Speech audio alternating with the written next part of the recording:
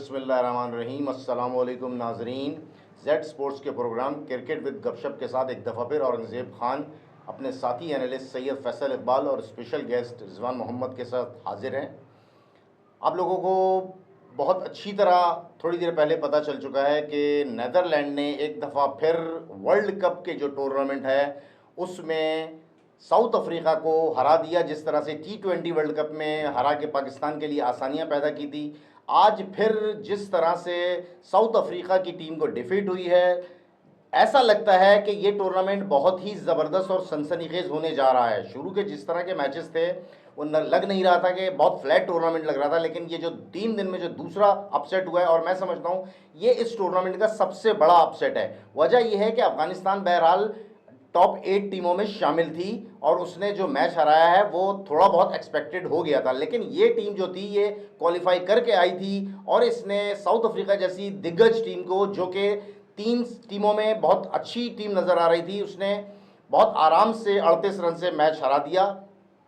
इनके कप्तान ने बहुत उम्दा बैटिंग की, एडवर्ड ने ज़बरदस्त बैटिंग की, 76 रन किए, मेरा ख्याल 78 रन किए।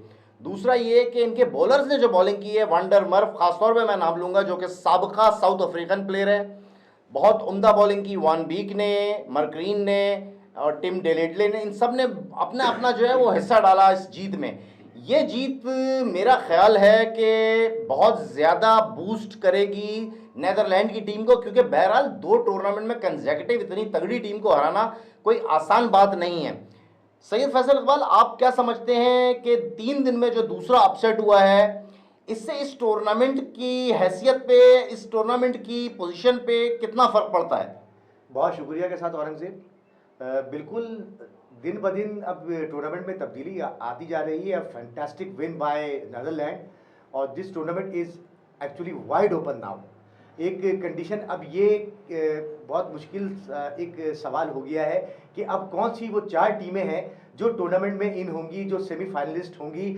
अब मज़ीद ये कहना भी बहुत मुश्किल हो गया है, क्योंकि अभी 2 से 3 मैचेस और भी इस तरह के बाकी हैं। जो मैच अभी कल भी मैच एक है, उसके बाद जो है वो अगला मैच भी हो सकता है इंडिया भी हार जाए। बाकी सारी 6 टीमें अपने मैचेस हार चुकी हैं। बाकी 2 टीमें इंडिया और न्यूजीलैंड बची है जो अपने मैचेस अभी तक हारी नहीं है, लेकिन हो कुछ भी सकता है जिस तरह की कंडीशन है। अच्छा, सेकेंडली औरंगज़ेब, एक चीज़ और भी बता रहा हूँ मैं कि मैंने थोड़ा सा ये फोकस किया, आई जस्ट फोकस, मतलब एक जो अभी मैचेस क्योंकि हर ग्राउंड पे होना शुरू हो गए, धर्मशाला में, लखनऊ में, तो विकेट की कंडीशन और उसका बिहेवियर अब आहिस्ता आहिस्ता क्रिकेट के साथ अब ऐसा नहीं हो रहा कि 300 रन या 350 रन। हम शुरू में ये कह रहे थे कि 350 रन बनेंगे, आज अभी स्कोर हो गया तकरीबन 70 रन एक टीम ने 11 ओवर में लगा दिए, तो हो सकता है कि ये टीम 320 कर दे। अब वो 320 नहीं, अब कंडीशन दिन ब दिन ऐसी चेंज भी हो सकती है कि 240 रन करने वाली टीम भी ये मैच जीत सकती है। सही रिजवान, ये जो मैच हुआ है आज, ये ऑफ द रिकॉर्ड आपने ये बात कही थी कि ये अपसेट हो सकता है, तो ये आपने ऐसे ही कह दी थी या आपने उसका प्रीवियस रिकॉर्ड देखा था साउथ अफ्रीका से नीदरलैंड का, कि जो उन्होंने मिनी T20 वर्ल्ड कप में हराया था? क्या कहते हैं इस बारे में आप? बहुत शुक्रिया औरंगज़ेब जी, बिल्कुल उनका प्रीवियस रिकॉर्ड भी मेरे जहन में था। और जिस तरह से टूर्नामेंट, जैसे जिस तरह से बोलते हैं कि गिरगिट की तरह रंग बदलता है, उसी तरीके से ये टूर्नामेंट भी अब रंग बदलता जा रहा है। और ये जो 2 हार हुई है, एक इंग्लैंड हारा और आज साउथ अफ्रीका हार गया, तो उससे ये नज़र आ रहा है कि क्रिकेट वाकई में गिरगिट की तरह रंग बदलता है और टूर्नामेंट की बड़ी दिलचस्पी बढ़ गई है। और आइंदा भी इसी तरह से आप तवक्का कर सकते हैं कि कोई भी छोटी टीम जो है बड़ी टीम को हरा सकती है। अच्छा, ये इसलिए भी बेहतर है कि 50 ओवर के क्रिकेट में बहरहाल इतनी दिलचस्पी नहीं रही, जिस तरह से T20 ने और T10 ने आके जो है वो लोगों को मस्मराइज कर दिया है, तो ये 50 ओवर्स के लिए भी बेहतर है। फैसल, क्या आप समझते हैं कि साउथ अफ्रीका की टीम, जो कि टॉप की 3 टीमों में नज़र आ रही थी इस टूर्नामेंट में अपनी प्रीवियस 2 मैचेस की वजह से, क्या आप समझते हैं कि इस डिफीट से साउथ अफ्रीका की वर्ल्ड कप कैंपेन को ठीक ठाक डेंट नहीं लगा है? बिल्कुल, हार तो एक ऐसी हो गई है कि सब अपसेट थे जो मतलब दिखाया गया, बाकी जो देखा है। एवरेज भी कम हुई है इनकी। एवरेज भी कम हुई है, मगर अभी फाइट बैक करेगी। साउथ अफ्रीका की टीम अच्छी है, बैटिंग लाइनअप बहुत अच्छी और स्ट्रांग नज़र आ रही है उसकी। अनफॉर्चुनेटली हो जाता है मैचेस में, कई दफ़ा पाकिस्तान के साथ भी कई दफ़ा हो जाता है, लेकिन जो उनकी बैटिंग लाइनअप है वो फिर भी मैं ये समझता हूँ कि वो अभी भी ऊपर ही रहेंगे। और एक पहला मैच हारे हैं, बाकी उनकी बॉलिंग भी अच्छी है, उनके जो बॉलर्स हैं वो भी आज लेकिन अनफॉर्चुनेटली उस तरह से बॉल नहीं कर सके। और मुझे बड़ी खुशी हो रही थी मैच देख के कि मैं ये सोच रहा था कि अभी पाकिस्तान से भी मैच है, हमने बड़े नाम सुन रहे थे, इंगीडी है तो आपका रबादा है तो बड़ी तेज़ बॉलिंग करते हैं, आगे से स्विंग बड़ी अच्छी है इन लोगों की, लेकिन जिस तरह से आज पिटाई लगी है उनकी तो वो भी बड़ी देखने से ताल्लुक़ रहती थी और बहुत उम्दगी के साथ बैटिंग की। और बहुत एक वक्त ऐसा था जब 112 रन पे नीदरलैंड के 6 खिलाड़ी आउट थे और उसके बाद से 243 कर देना, ये बहुत ज़बरदस्त किस्म की एक एफर्ट्स मैं कहूँगा इसको। बिल्कुल। रिजवान, ये जो बात की है इन्होंने कि 243 उन्होंने कर दिए, ये जिस तरह से उन्होंने बैटिंग की है, छोटी छोटी इनिंग्स खेली हैं, ठीक है, ये चीज़ पाकिस्तान को भी सिखाती है कि आप ये अजम्पशन मत किया करें कि आप अगर 300 का सोच रहे हैं तो एटलीस्ट 250 या 240 प्लस तो करें। क्या कहते हैं आप इस बारे में? देखिए, और जब हमारे प्लेयर्स को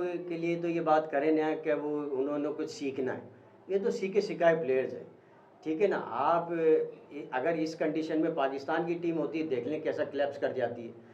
ये तो हालांकि वो इतना तजर्बा नहीं है नीदरलैंड की टीम को, लेकिन 112 पे 6 आउट और फिर 242 का स्कोर बोर्ड लगा देना सामने, बहुत बहुत ज़्यादा बेहतर उन्होंने बहुत अच्छा रिजवान, मैं आपको एक चीज़ बताऊं, मैं रिजवान से रिजवान आप ये देखिए जो वैन डर मर्व ने गेंद की है, जी जी, मैं देख के मैं इतने आई वाज वेरी सरप्राइज्ड कि पाकिस्तान के पास वैन डर मर्व जैसा भी कोई स्पिनर नहीं है। फैसल, इतनी जल्दी जो है ना इस तरह की बातें नहीं किया करो, क्योंकि बहरहाल परफॉर्मेंस जो होती है मैटर करती है ऑन अ डे, ठीक है। बहुत से आपको ऐसे स्पिनर मिलेंगे, बहुत नॉर्मल स्पिनर होंगे लेकिन आउटस्टैंडिंग बॉलिंग कर जाएंगे, ठीक है। अपने परसेप्शन को थोड़ा सा चेंज करो इस मामले में। लेकिन औरंगजेब देखिए, मसला सारा ये कि जब आप बॉलर्स को यही वैन डर मर्व था हाँ। जिसको सऊद शकील ने कुट लगाई थी, ठीक ठाक। ठीक है, बात ये कि हर प्लेयर का एक दिन होता है, ठीक है ना। एक प्लेयर एक मैच में डबल सेंचुरी करेगा, दूसरे मैच में उसकी जो है परफॉर्मेंस डिक्लाइन पे आएगी। तो कभी भी कोई प्लेयर हर मैच में 100% परफॉर्म नहीं करता, मेरा ज़ाती ख्याल ही है। तो बात ये कि मैं समझता हूँ कि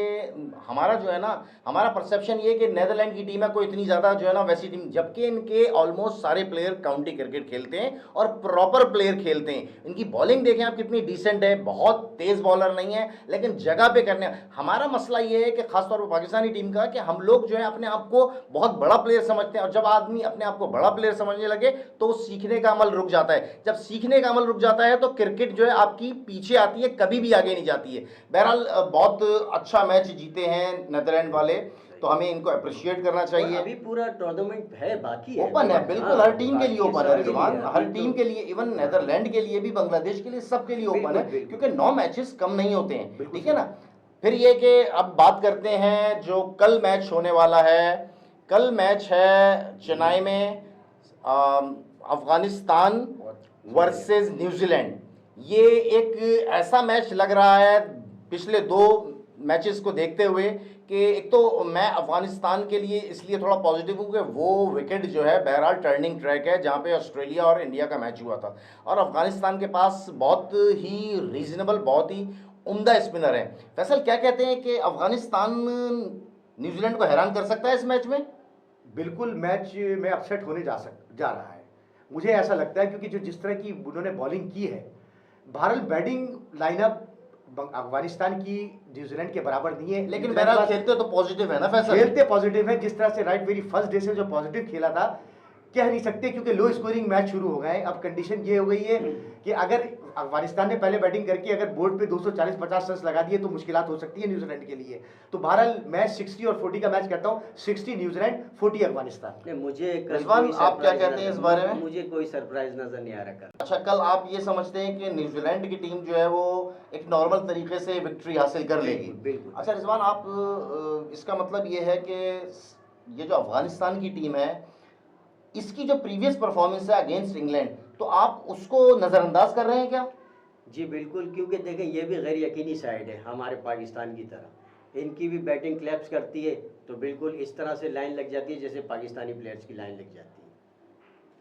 नहीं, बात आपकी बिल्कुल सही है रिजवान, लेकिन मसला ये है कि न्यूजीलैंड की बॉलिंग, ख़ास तौर पे स्पिनर जो हैं वो हैं तो क्वालिटी स्पिनर, लेकिन 3-3 स्पिनर को झेलना, अफगानिस्तान के पास 3-3 स्पिनर, जिस तरह पिछले मैच में मुजीब ने बॉलिंग की है, इतनी आउटस्टैंडिंग अनप्लेबल डिलीवरीज कर रहा था वो, ठीक है, जिस तरह से उसने बॉलिंग की है, जिस तरह से राशिद का आपको पता है बहुत तेज है एयर में, तो ये आया, ये बॉलर्स जो हैं ये एक डिफरेंस नहीं क्रिएट कर सकते between these two teams? New Zealand की जो बैट्समैन है ना, जो बैटर्स हैं, उनको आप देखें वो हर एक कंडीशन में एडजस्ट कर लेते हैं, हर एक सिचुएशन में अपने आप को एडजस्ट कर लेते हैं, उनका स्कोर बोर्ड चलता रहता है।